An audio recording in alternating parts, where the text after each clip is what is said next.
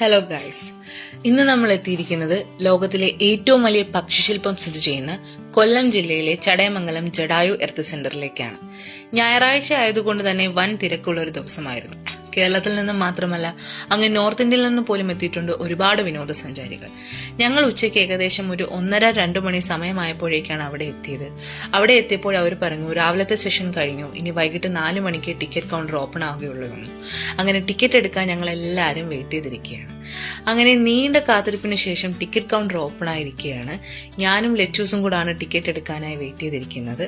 ഇവിടെ എത്തിയപ്പോഴാണ് അറിഞ്ഞത്, ഇവിടെ ഫോൺ പേ, ഗൂഗിൾ പേ പോലുള്ള സംവിധാനങ്ങളൊന്നുമില്ല, ക്യാഷായി തന്നെയാണ് നമ്മൾ ടിക്കറ്റ് എടുക്കുന്നത്. അങ്ങനെ ടിക്കറ്റ് എല്ലാം എടുത്തു കഴിഞ്ഞു. ഫസ്റ്റ് റൗണ്ട് സെക്യൂരിറ്റി ചെക്കിങ്ങിന് ശേഷം ഞങ്ങൾ ഒരു സ്ലോപ്പ് കയറി വരികയാണ്. അടുത്തതായി സെക്കൻഡ് റൗണ്ട് സെക്യൂരിറ്റി ചെക്കിങ്.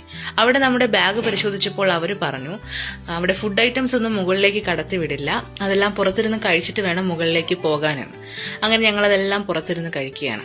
അങ്ങനെ അവിടെ നിന്നും പിന്നെ ഞങ്ങൾ അകത്തേക്ക് കയറി അടുത്ത കേബിൾ കാറിന് വേണ്ടിയിട്ടുള്ള ടിക്കറ്റ് എടുക്കാനായി വെയിറ്റ് ചെയ്തിരിക്കുകയാണ്. ഇവിടെ നിന്നും ടിക്കറ്റ് എടുത്തതിന് ശേഷം ഞങ്ങൾ ഇവിടെ ഒരു ഹാളിൽ കൊണ്ടുവന്നിരുത്തി. ഇവിടെ നിന്നും പിന്നെ 10 പേര് വെച്ചാണ് അവർ മുകളിലേക്ക് കേബിൾ കാറിന്റെ അടുത്തേക്ക് കടത്തിവിടുന്നത്. ഇവിടെ നമ്മൾ സ്റ്റെപ്പ് കയറിയിട്ടാണ് പോകുന്നത്. ലിഫ്റ്റോ മറ്റു സൗകര്യങ്ങളോ അങ്ങനെയൊന്നുമില്ല. അങ്ങനെ ഞങ്ങൾ കേബിൾ കാറിന്റെ അടുത്തേക്ക് എത്തിയിരിക്കുകയാണ് ഗൈസ്. മുകളിൽ നിന്നും 3 എണ്ണം വരുന്നു. ഞങ്ങൾക്ക് പോകാനുള്ള കേബിൾ കാറുകൾ എത്തിക്കഴിഞ്ഞിരിക്കുന്നു. ഞങ്ങൾ ഇനി അതിനുള്ളിൽ കയറണം. അങ്ങനെ ഞങ്ങൾ കേബിൾ കാറിനുള്ളിൽ കയറി. ഞാന്, ലച്ചു, അമ്മ, അലങ്കൃത, ചേച്ചിയുടെ മോൻ കണ്ണൻ, മൂത്തമ്മ, ഞങ്ങൾ എല്ലാവരും കൂടെയാണ് അങ്ങോട്ട് പോകുന്നത്. ജഡായു സ്കൾപ്ചറിനോട് ചേർന്ന് തന്നെ ഇവിടെ VIP-കൾക്ക് വരാൻ വേണ്ടി ഹെലിപാഡ് സൗകര്യങ്ങളുമുണ്ട്. അങ്ങനെ ഞങ്ങൾ ജഡായു സ്കൾപ്ചറിന്റെ അടുത്തേക്ക് എത്തിയിരിക്കുകയാണ്. താഴെ കണ്ടതുപോലെ തന്നെ മുകളിലും നല്ല തിരക്കായിരുന്നു. ഇവിടെ വന്നെത്തിയവർ ഇവിടുത്തെ ഫോട്ടോസും വീഡിയോസും കാര്യങ്ങളെല്ലാം എടുക്കുമായിരുന്നു. ഞങ്ങളും അതുപോലെ തന്നെ ഫോട്ടോസും വീഡിയോസും എല്ലാം എടുക്കുകയായിരുന്നു.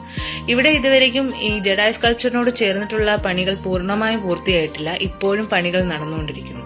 പിന്നീട് ജഡായു സ്കൾപ്ചറിനോട് ചേർന്ന് തന്നെ ഒരു ശ്രീരാമക്ഷേത്രം സ്ഥിതി ചെയ്യുന്നു. ഇവിടെ ശ്രീരാമൻ, സീത, ഹനുമാൻ, ലക്ഷ്മൺ തുടങ്ങിയവരുടെ വിഗ്രഹാരാധനകളും പൂജയും നടക്കുന്നുണ്ട്. ഇതോട് ചേർന്ന് തന്നെ ശ്രീരാമന്റെ കാൽപാദം പതിഞ്ഞ സ്ഥലവും ജഡായുവിന്റെ ചുണ്ടുരസ്യ സ്ഥലവും സ്ഥിതി ചെയ്യുന്നു. ഇവിടെ നിന്നും താഴേക്ക് നോക്കിക്കഴിഞ്ഞാൽ നല്ല വ്യൂ പോയിന്റ് ആയിരുന്നു. ടോട്ടലി നല്ല എക്സ്പീരിയൻസ് ആയിരുന്നു, നല്ല സ്ഥലമായിരുന്നു. കഴിവതും തിരക്ക് കുറഞ്ഞ ദിവസം വരാനായി നോക്കുക. അങ്ങനെ ഞങ്ങൾ കാഴ്ചകളെല്ലാം കണ്ടു കഴിഞ്ഞു. താഴേക്ക് പോകാനായി കേബിൾ കാറിനായി വെയിറ്റ് ചെയ്യുന്നു.